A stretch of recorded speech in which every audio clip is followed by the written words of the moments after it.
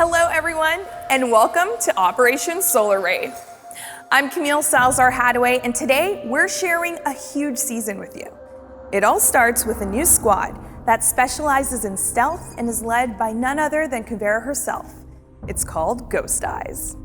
The new operator will be joining this covert crew, and creative director Alexander Karpazis is here to reveal more. Now, brace yourself, because there's a lot happening this season, and you don't want to miss it.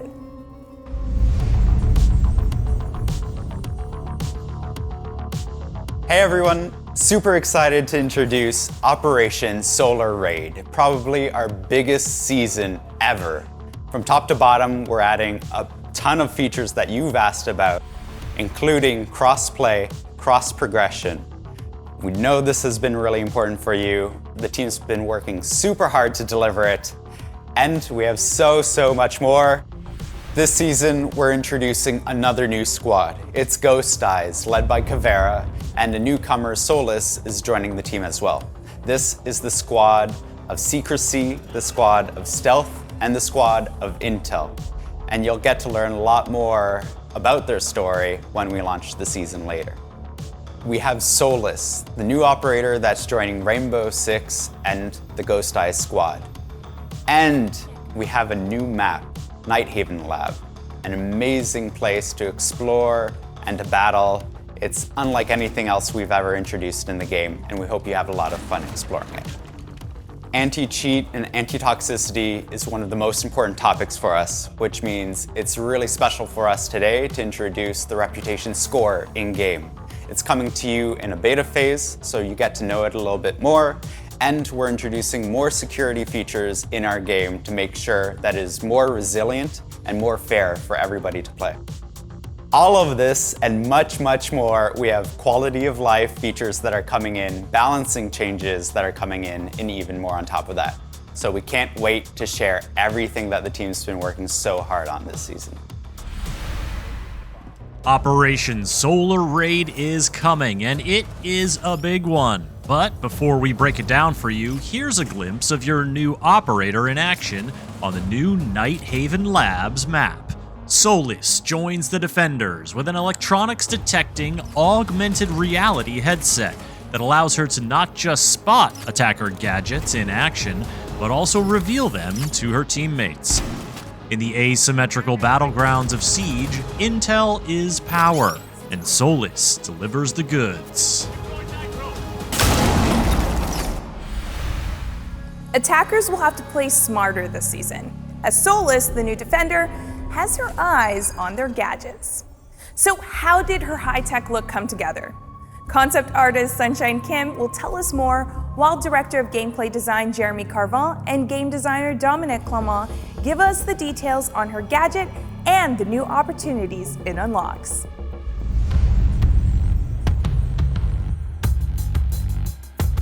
We wanted Solis' gadget to grab immediate attention from the audience. I immediately thought of examples like Jackal and Nook.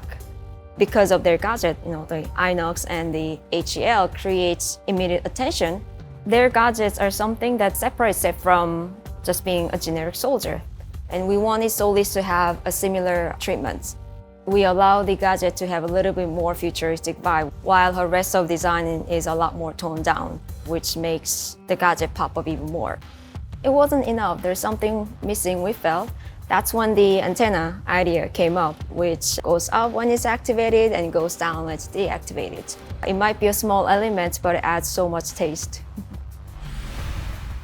So to design Solis' device, we were looking for something that needed two hands to be operated and something that wasn't going to take too much of the vision space. So we thought about augmented reality. We were very excited with all the modern visual that it could add to the game. Solis' kit is made of three main parts: the helmet, the bracelet, and the gloves. So when the helmet turns on, the screen switches from transparent to glowy yellow, and the HUD elements start to show for the user. The second part is the bracelet. It's used as a placement tag for the AR interface. And this AR interface is shaped as a 3D ring. It's used by Solis to interact with the gadget. The last part is the scan, and the scan is the middle part of this AR interface.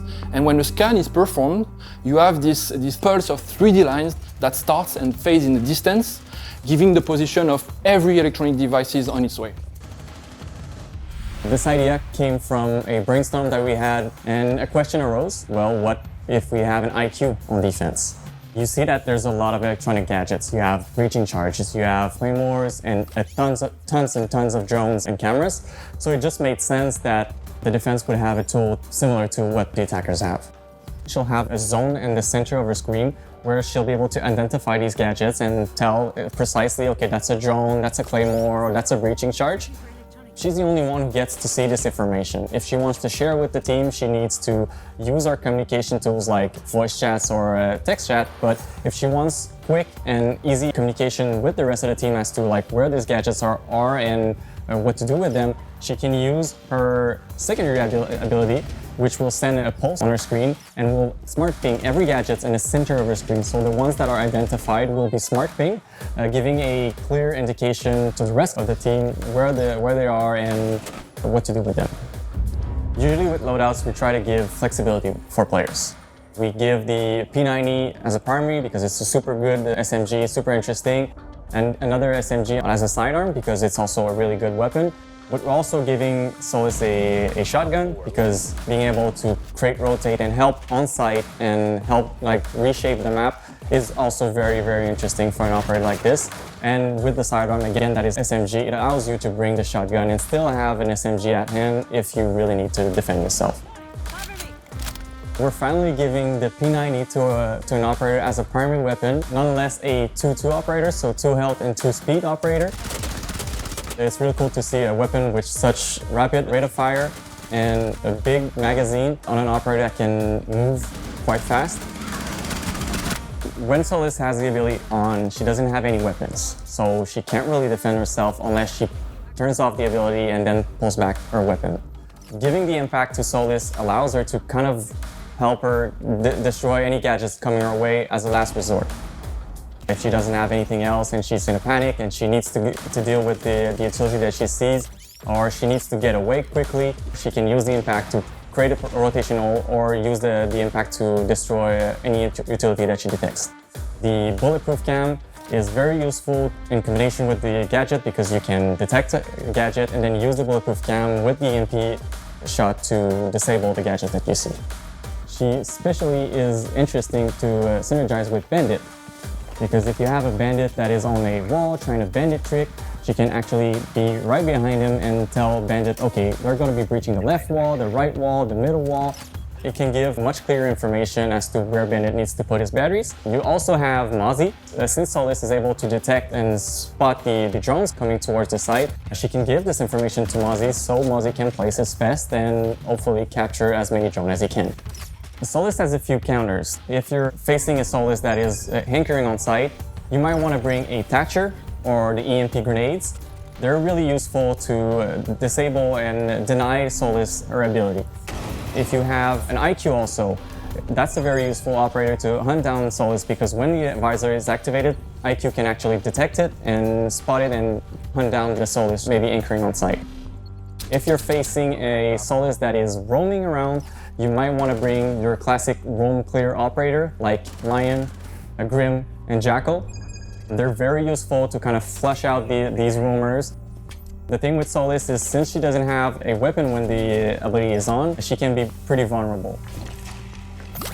At the end of the day, Solis is an intel collector, so if you know that she's collecting intel and you have an idea on how you can probably trick her, that's also a very useful counter to Solis. If you can think of ways, creative ways of kind of like lying to her, it can get some pretty cool interaction.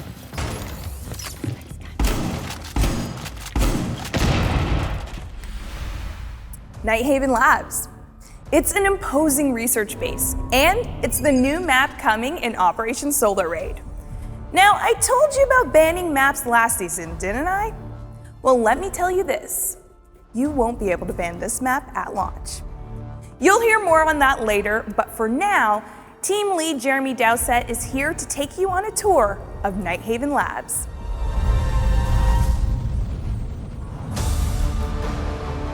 So this is actually one of the first maps we've done that actually incorporates the lore. It's Night Haven, it's a research facility. The whole map is very, very clean. Even the outside, it has a very corporate feel, but the inside, you'll see, it's like a normal office space with the research lab down in the basement.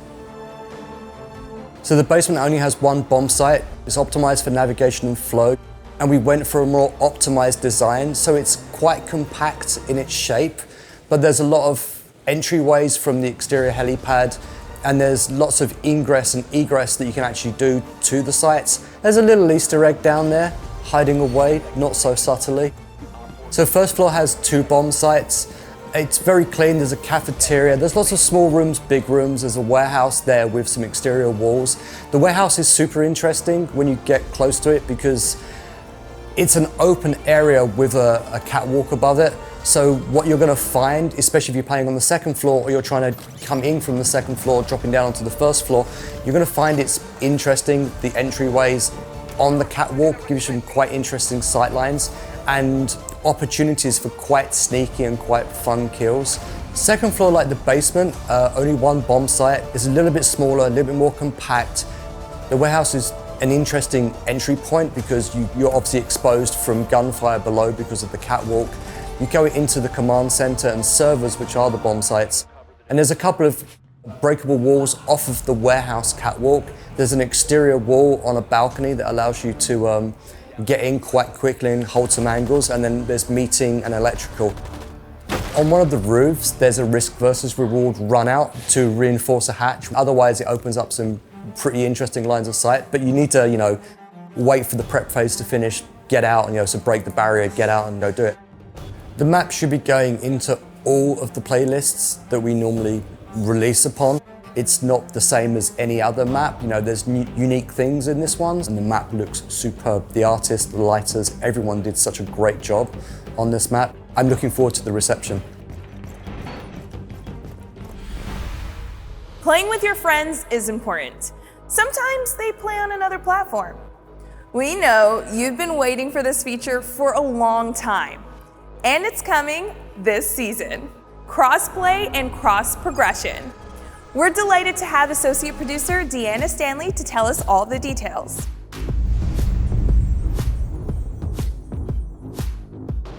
We know players have been asking about it, and we've talked about it before. It's been a long time coming, so we're super excited to announce that crossplay is coming with Season 4. PlayStation and Xbox players will matchmake together and benefit from lower wait times thanks to the larger matchmaking pool. Now for crossplay, PC and streaming platforms will be kept in a separate pool from consoles. We have no intention to merge these 2 communities right now, but we're super excited to bring our console players together. You can invite players through both first-party platforms as well as through your Ubisoft Connect overlay.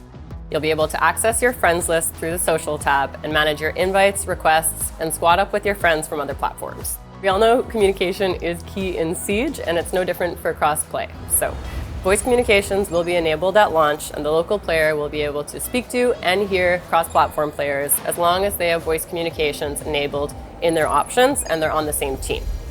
Of course, you can still manually mute players through the scoreboard during a match or through the player profile side panel. Crossplay will be enabled by default, so everyone will be opted in to start, but you can opt out at any time in the in-game settings. If you do opt out, you're going to receive a message when you try and join a squad with crossplay enabled that lets you know you need to enable the option to join that squad. Crossplay isn't the only thing that's coming this season. We're super excited to announce that cross progression is another feature hitting Siege this season. This is thanks to a data migration that's happening with the season launch. So the first time you log in, you'll see a pop-up that lets you know all of your data now lives in the cloud and is accessible from any platform anytime.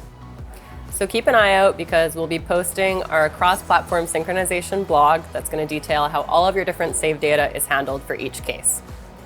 For example, your in-game options will remain specific to each platform, as will your equipped loadout. But your packs, operators, skins, and progression will be shared across all platforms and accessible anywhere. Your rank history will be shared between similar platforms. So PC and streaming platforms will be kept in a separate pool from consoles. The highest rank achieved during the season on any console platform will be carried over to all console platforms, and same goes for PC. So for credits and renown, they're going to be added together. So any platform that any player has played on ever is going to be added together and shared.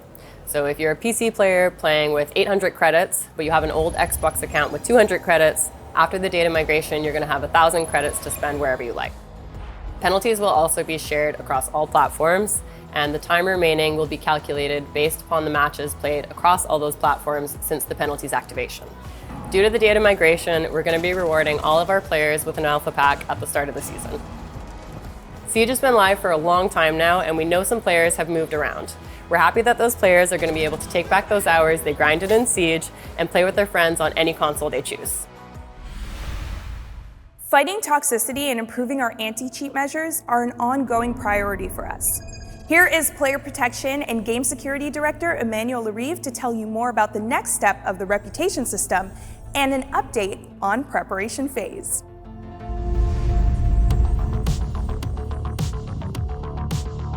With the new season that is coming, we are very happy to announce that we will be launching the new reputation system. Since 2020, we have been deploying part of it during a shadow deployment to gather a lot of data from our player base in order to provide a sustainable solution for the long term. We will be starting with the first release in a beta display. The scoring will be private to yourself and available for all players. The reputation system will be looking at your gameplay behaviors, but also your interaction that you have with players. Based on that, it will paint a portrait of you and assign a specific standing. Then based on this standing, we will be triggering, during year 8, a set of actions that will be bonuses or penalties. More and more you have a high standing, more and more we will be applying modifiers to you in terms of alpha pack, renown, XPs, and special drops.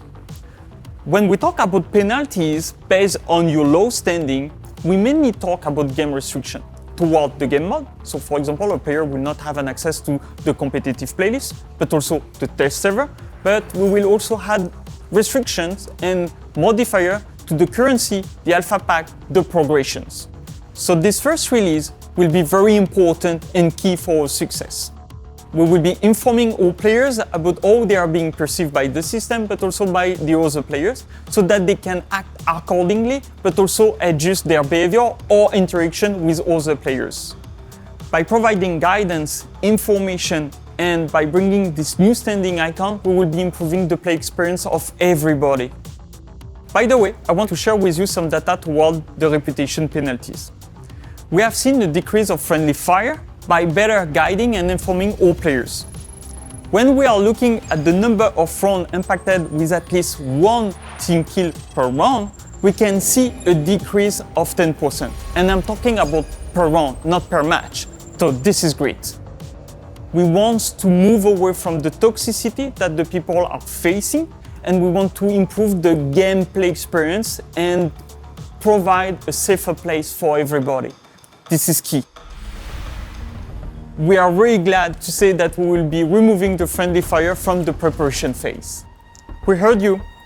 By removing it, we are just securing the whole experience for everybody. So there will be no mistake anymore, so that everybody can focus on their preparation phase and then start the battle.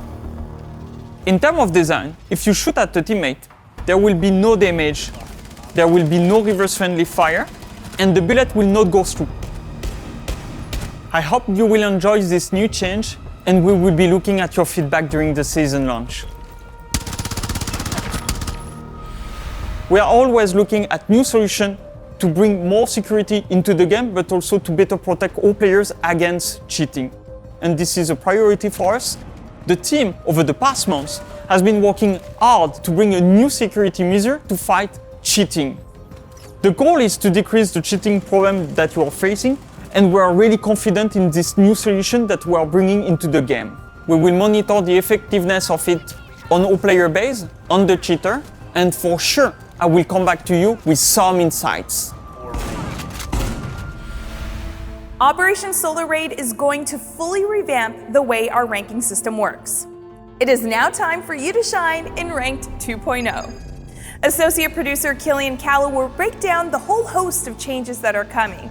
Get ready to play more ranked.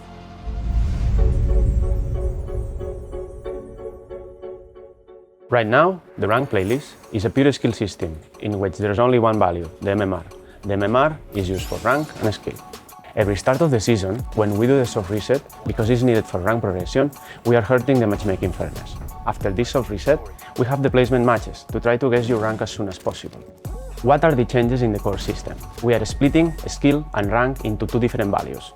The skill, in one hand, will be hidden and only used for matchmaking. On the other hand, the rank will be visible and only used for progression. We are removing the placement matches, because the only value that will be reset is the rank. You will start your rank progression at the beginning of the ladder. From now on, there will be rank points. There will be also 5 divisions per rank. Each division will have 100 points. Also, to help you in this progression, we included systems like the demotion shield that will prevent you from losing ranks easily. The current reward system is only giving you one chance per season, the one of your highest rank. For instance, if you are a silver player, you are not getting the chance below your rank, bronze and copper, and that doesn't make any sense. From now on, there will be 1 reward per division, so 5 rewards per rank, with some exclusive new items. If you finish one season in Gold 5, you will get as well the rewards from Silver 1, Silver 2, Bronze and Copper. We also have an update regarding the squad restriction. With the old system, it was needed to put a skill limit within a squad to ensure balanced matches. Players should always be able to play with their friends. Because of that, it was a focus for us to provide a new solution.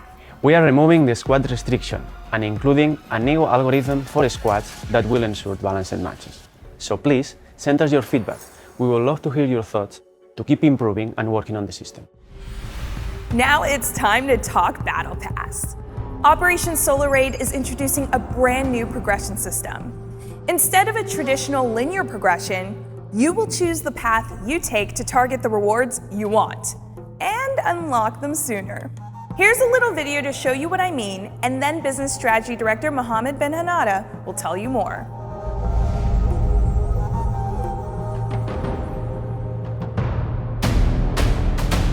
Rainbow Six Siege Battle Pass has evolved to become more tactical, offering you new ways to unlock the rewards that matter to you faster. We are introducing a novel progression system that allows you to create a custom strategy based on your interests. As you navigate the map, you can choose what paths and rewards to prioritize. For example, if you main smoke, you can follow the most efficient path to collect all smoke-exclusive rewards. Each time you go up one Battle Pass level, you earn Battle Pass tokens. Now you can actively use these tokens to unlock tiles. Exclusive rewards are available to all players on some of the tiles, while Battle Pass Premium owners get even more. New Battle Pass gadgets like the Breach Charge will allow you to forge your own unique path. You can now strategize ways to unlock the rewards that matter most to you, or unlock all rewards in any order you choose. Premium Battle Pass owners receive exclusive perks, including early access to a new season's operator, 30% battle point progression boost, 10% in-game shop discount, and more.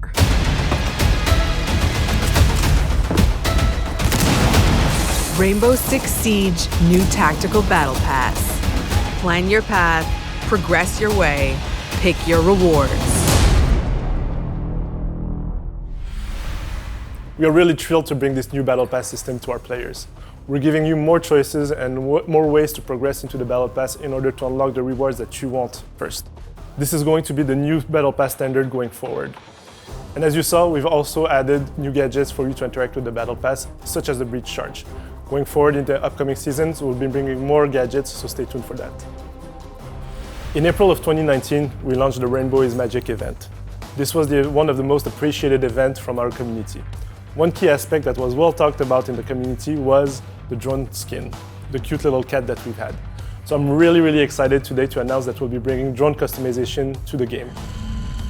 First off, it will launch in the Battle Pass, but stay tuned because it will be also available in events and also in the store in the future. Next up, we've got balancing updates affecting some operators' health and speed, as well as changes aimed at leveling the playing field when it comes to movement while aiming down sights. Here's game designer Robert Cole in our Barcelona studio.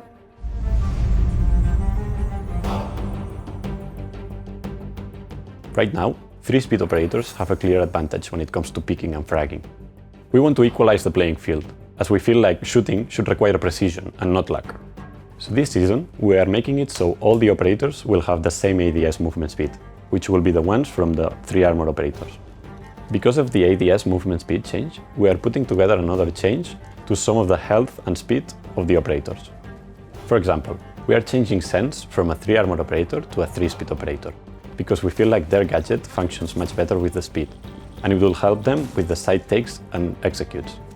Another example is Dokkaebi. We are changing her from a 2 armor 2-speed operator to a 3-speed operator, because we feel like with her new speed, she will be able to move around the map and hack the defender's camera much better. Finally, another example is Osa, which we're changing her from a 2-speed 2 armor operator to a 3 armor operator, because we feel like the extra health will help her survive the shots to the limbs, the only exposed parts, while carrying the shield. With the health and movement speed changes, as well as the ADS movement speed changes, we are excited to equalize the playing field and bring much more variety to the operator meta. Earlier in the show, I told you you wouldn't be able to ban the Nighthaven Labs map at launch. I wasn't kidding. In this quality of life update, we'll tell you more about that, plus details on ability mode and more. Here again, our associate producer, Killian Callow, and game designer, Mathieu Lacombe.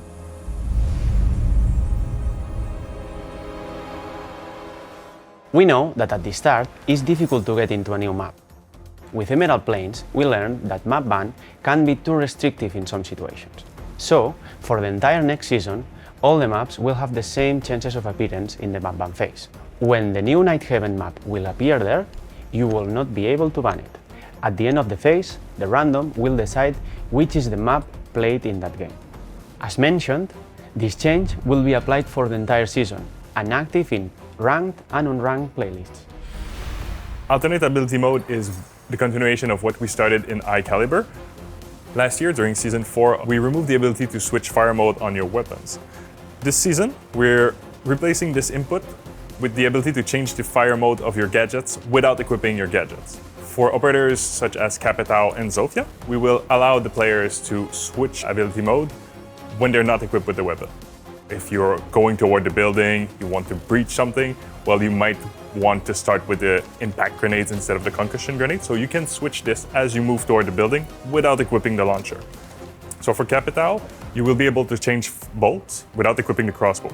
So if you want to cover your allies with the smoke bolt, you can just change it before you get to the risky part where you have to face the operators. You can just switch it beforehand.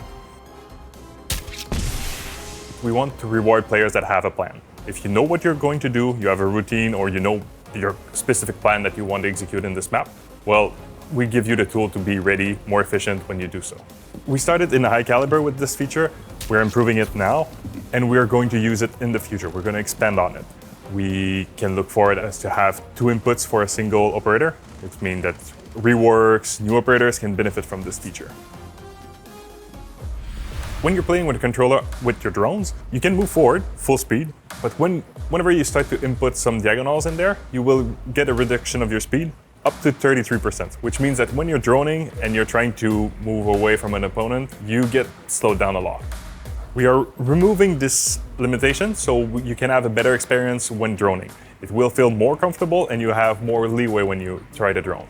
It will impact all of our drones, be it the regular drone, Mozzie's drone, Twitch drone, Flores drone, Echo drone even. So it will impact all of the controller players using drones. Operators such as Twitch and Echo, they have a high value gadget, they move around, they have a really good impact on the rounds, but it can be hard to navigate with a controller. Removing this will allow them to have a better time, better experience, and have a better impact on the game. All right, for this one, I think a little story is going to explain it. Start of the round, you locate the bomb, there's the icon, you know that you're attacking this bomb site.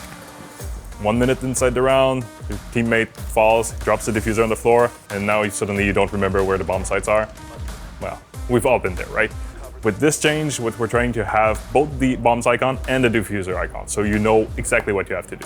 What we have right now is you have 2 bombs icon or a diffuser icon on screen. We are combining those two together. If you discovered a bomb site previously, they will always remain visible. They will either be full yellow because you have the diffuser on someone, or they'll be black because you have to get the diffuser first. Tuning your loadout to fit your playstyle is important. And the shooting range is a great place to get your weapon and attachment pairings just right. Game designer Robert Cole is back to detail a new update for the shooting range to help you get everything dialed in.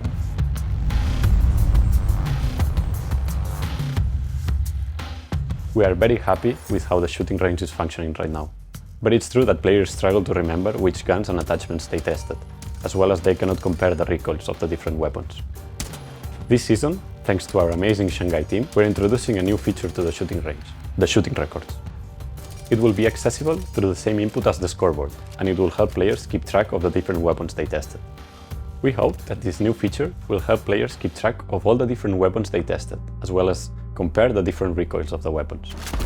Now, as a player, you will be able to find the best loadout that works for you, without having to remember all the different weapons and attachments that you tested. The team is continuing to expand Siege's accessibility options to ensure more members of our community can play the way they want to play. From our Kyiv studio, associate producer Jane Gonchar is here to share more on new team color customization and advanced controller options.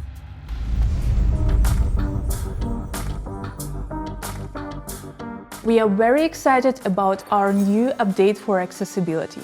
In Season 4, we spot the most important objects and gadgets in-game that requires color change.